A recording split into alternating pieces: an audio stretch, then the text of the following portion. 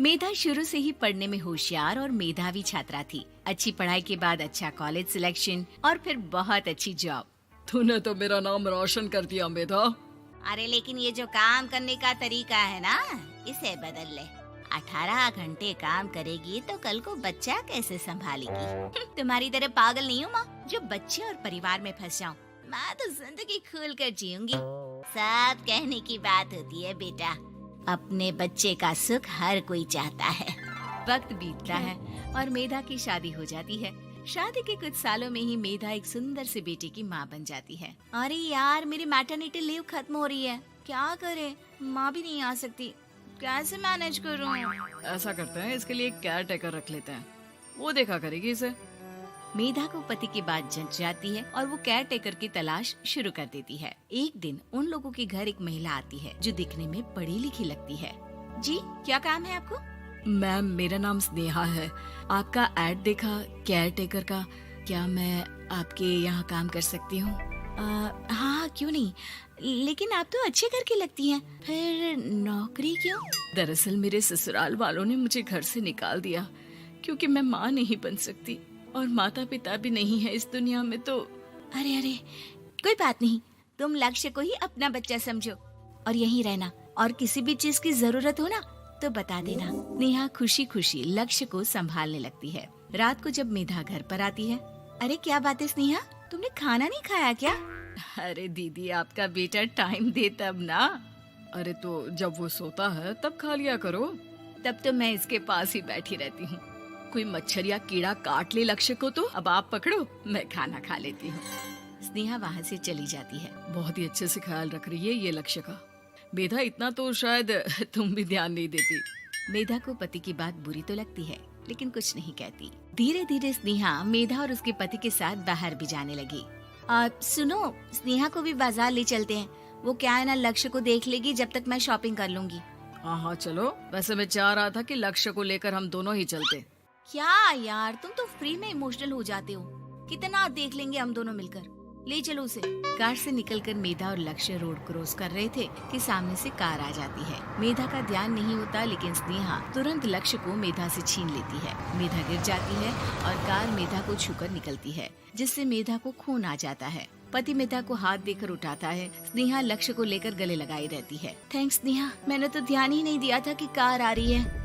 स्नेहा का गुस्सा मालकिन पर टूट पड़ता है। अरे कैसी माँ है आप, अगर आज कुछ लक्ष्य को हो जाता तो मैं आपको कभी माफ नहीं करती। छोटा सा बच्चा है, उसे चोट लगती है तो पता है कितनी तकलीफ होती है। पति भी स्नेहा को देखने लगता है कि उसे क्या हो गया। मेधा को स्नेहा पर काफी गुस्सा आ जाता है। घर आकर कहती है, देखो स्नेहा, माना तुम लक्ष्य को बहुत प्यार करती हो, लेकिन वो मेरा बेटा है, मैं कभी जानबूझकर उसके साथ बुरा नहीं कर सकती, समझी? मुझे माफ कर दीजिए, मैं लक्ष्य को लेकर कुछ ज्यादा ही सेंसिटिव हो चुकी हूँ। मैं ध्यान रखूंगी कि आगे से ऐसा ना हो। मेधा का मन स्नेहा से अब हटने लगा था। एक शाम मेधा ऑफिस से घर आती है कि लक्ष्य उसे दिखाई नहीं देता और ना ही स्नेहा। वो स्नेहा के कमरे में जाती है जहाँ दोनों सो रहे होते हैं। अरे स्नेहा, लक्ष्य को आज इस कमरे में क्यों सुला दिया? दीदी, मुझे नींद आ रही थी, ऐसे में उसे कमरे में अकेले लिटाना मुझे ठीक नहीं लगा। मेधा बच्चा उठाने लगती है कि स्नेहा टोक देती है। रहने दीजिए ना दीदी, सो रहा है, फालतू में नींद खराब हो जाएगी। मेधा को गुस्सा आ जाता है और वो बच्चा उठाकर वहाँ से चली जाती है। अगले दिन मेधा स्नेहा को बुलाती है, साथ में एक और लड़की खड़ी होती है। स्नेहा, अब तुम अपना कुछ और देख लो, हम लोगों को नई केयर टेकर मिल गई है, तुम इस हफ्ते घर छोड़ देना। स्नेहा का मन लक्ष्य को छोड़ने का नहीं करता, लेकिन नौकरी तो नौकरी होती है ना। स्नेहा घर से चली जाती है। धीरे धीरे महीने और साल बीतते जाते हैं और लक्ष्य एक नौजवान लड़का हो जाता है। लक्ष्य, आज मुझे मंदिर जाना है, ले चलोगे? ठीक है माँ, एक काम करके अभी वापस आता हूँ, तब तक आप और पापा दोनों तैयार हो जाइए। दोनों तैयार होकर बैठ जाते हैं, लेकिन लक्ष्य काफी देर तक नहीं आता। अरे मेधा, फोन तो करो लक्ष्य को, देखो क्या हो गया उसे। मेधा फोन करती है तो पता चलता है कि लक्ष्य का एक्सीडेंट हो गया है और वो सिटी अस्पताल में है। जल्दी चलिए, पता नहीं कैसा होगा मेरा बेटा। अरे चिंता ना करो, सब ठीक होगा, मैं अभी कार निकालता हूँ। दोनों मियाँ बीवी अस्पताल पहुँचते हैं, जहाँ वो लोग देखते हैं कि लक्ष्य बिस्तर पर पड़ा होता है। एक महिला इन्हें यहाँ लेकर आई है, वो वहाँ बैठी है, लेकिन फिलहाल तो आप लोगों को इनके लिए किडनी का प्रबंध करना होगा। एक्सीडेंट में इसकी किडनी डैमेज हो गई है। मेरी ले लीजिए डॉक्टर साहब, मेरे बेटे को बचा लीजिए। नहीं नहीं, आप माँ हैं, आपकी नहीं ले सकते, पिता की भी नहीं। आप किसी रिलेटिव या दोस्त से पता कर लें, और हाँ थोड़ा जल्दी करें क्योंकि देर होने से मामला बिगड़ सकता है। मेधा बैठकर रोने लगती है कि वहाँ डॉक्टर आ जाते हैं। जिस औरत ने आपके बेटे को यहाँ भर्ती कराया था वो अपनी किडनी आपके बेटे को देना चाहती है। हाँ? कौन है वो? कहाँ है वो? तभी वहाँ स्नेहा आ जाती है। स्नेहा तुम? मैं लक्ष्य को पहचान नहीं पाई थी, लेकिन आप लोगों को देखकर समझ गई कि ये लक्ष्य है, इसलिए वापस आ गई। मैं अपनी किडनी आपके बेटे को देना चाहती हूँ।